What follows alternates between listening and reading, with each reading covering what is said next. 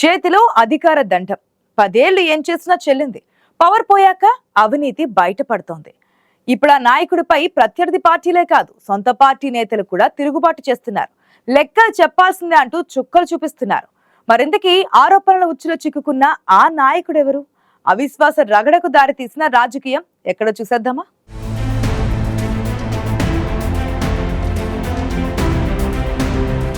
నల్గొండ డీసీసీబీలో అవిశ్వాస లొల్లి మొదలైంది. డీసీసీబీ చైర్మన్ గొంగిడి మహేందర్ రెడ్డిని గద్దె దించేందుకు రంగం సిద్ధమైంది. చైర్మన్ పదవీకాలం ఇంకా 7 నెలలు మాత్రమే మిగిలున్నా ఈ సమయంలో ఆకస్మికంగా అవిశ్వాస నిర్ణయం నల్గొండలో చర్చనీయాంశమైంది. మరో ట్విస్ట్ ఏంటంటే డీసీసీబీలో 19 మంది డైరెక్టర్లుగాను 14 మంది డైరెక్టర్లు అవిశ్వాసానికి ఓకే చెప్పారు. ఇందులో కుంభం శ్రీనివాస్ రెడ్డి మినహా అవిశ్వాసానికి రెడీ అన్న వాళ్ళంతా ఒకప్పుడు బీఆర్ఎస్ నేతలే.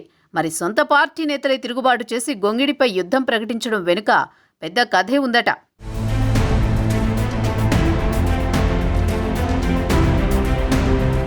బీఆర్ఎస్ ప్రభుత్వ హయాంలో గొంగిడి మహేందర్ రెడ్డి ఏకఛత్రాధిపత్యం నడిచేదనేది సొంత పార్టీ నేతల మాట. ఏకపక్ష నిర్ణయాలతో పెద్ద ఎత్తున అక్రమాలకు పాల్పడ్డారనే ఆరోపణలు గుప్పుమంటున్నాయి. బీఆర్ఎస్ అధికారం కోల్పోగానే గొంగిడి అక్రమాలపై ఆధారాలను సొంత పార్టీ నేతలే అధికారులకు చేరవేసినట్టు సమాచారం. సహకార బ్యాంకులో అవకతవకలు, ఇష్టానుసారంగా బదిలీలు, అవుట్ సోర్సింగ్ ఉద్యోగుల నియామకంలో గోల్మాల్, ప్రమోషన్లలో అక్రమాలు గొంగిడి మహేందర్ రెడ్డి కనుసన్నల్లోనే జరిగాయట. అప్పట్లో దేవరకొండ, గుర్రంపోడు సొసైటీల అవినీతిని ఆధారాలతో సహా బయటపెట్టిన అక్రమార్కులను మహేందర్ రెడ్డి వెనకేసుకొచ్చారని మరో ఆరోపణ. కుంభకోణంలో తేలిన సొత్తు రికవరీ కాకుండా చేతివాటం చూపారని మహేందర్ రెడ్డిపై అభియోగం ఉంది.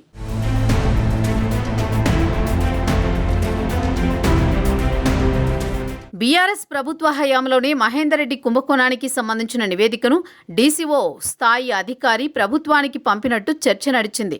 అయితే పెద్దల అండదండలతో పాటు పలుకుబడిని ఉపయోగించడంతో అప్పట్లో ఆయన అక్రమాలను ఎవరూ అడ్డుకోలేకపోయారంటున్నారు. ఇప్పుడు పవర్ పోయేసరికి ప్రత్యర్థి పార్టీ నేతల కంటే ముందు సొంత పార్టీ నేతలే లెక్కలడుగుతున్నారట. పొంతనలేని సమాధానాలిచ్చేసరికి సొంత పార్టీ నేతలే ప్రత్యర్థులుగా మారిపోయారట. దాంతో మహేందర్ రెడ్డిని డీసీసీబీ గద్దెదించేందుకు అవిశ్వాసానికి సిద్ధమయ్యారట.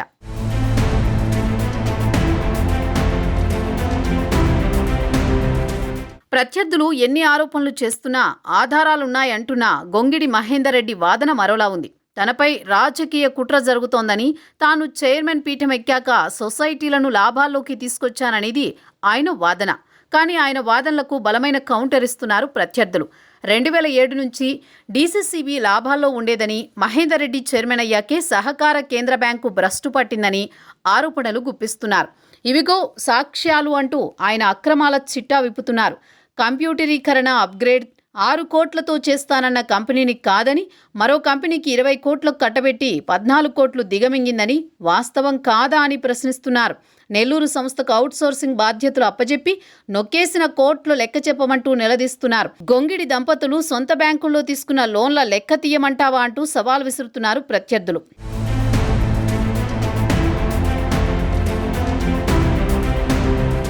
లెక్కలేనన్ని ఆరోపణలకు తోడు సొంత పార్టీ నేతలే అడ్డం తిరగడం డీసీసీబీ చైర్మన్ మహేందర్ రెడ్డిపై అవిశ్వాసానికి కారణమైందనే చర్చ జోరందుకుంది. నల్గొండ డీసీసీబీలో 19 మంది డైరెక్టర్లకు గాను 14 మంది డైరెక్టర్లు ఏకమై డీసీఓకు అవిశ్వాస తీర్మాన కాపీ అందించారు.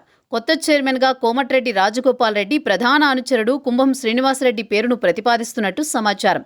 అసమ్మతి డైరెక్టర్లంతా క్యాంపుకి వెళ్లడంతో పాలిటిక్స్ హాట్ టాపిక్గా మారాయి.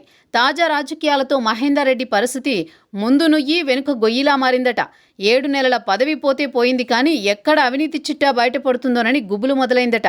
ఈ కష్టాల నుంచి గట్టెక్కాలంటే హస్తం పార్టీలోకి దూకడమే సేఫ్ అన్న ఆలోచనలో కూడా ఉన్నారట గొంగిడి. అయితే అలాంటి ఆటలు సాగవని, డీసీసీబీ లెక్కలన్నీ బయట పడాల్సిందే అంటున్నారట హస్తం పార్టీ పెద్దలు.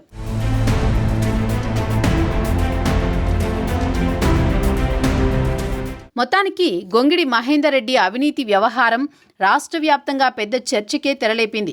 పార్టీ పెద్దలు కూడా గడ్డు పరిస్థితులు ఎదుర్కోవడంతో మహేందర్ రెడ్డికి అండగా నిలబడేవారే లేకుండా పోయారట. మరి డీసీసీబీ ఇష్యూ నల్గొండ పాలిటిక్స్ ని ఏ విధంగా షేక్ చేస్తుందన్న ఉత్కంఠ పెరుగుతోంది.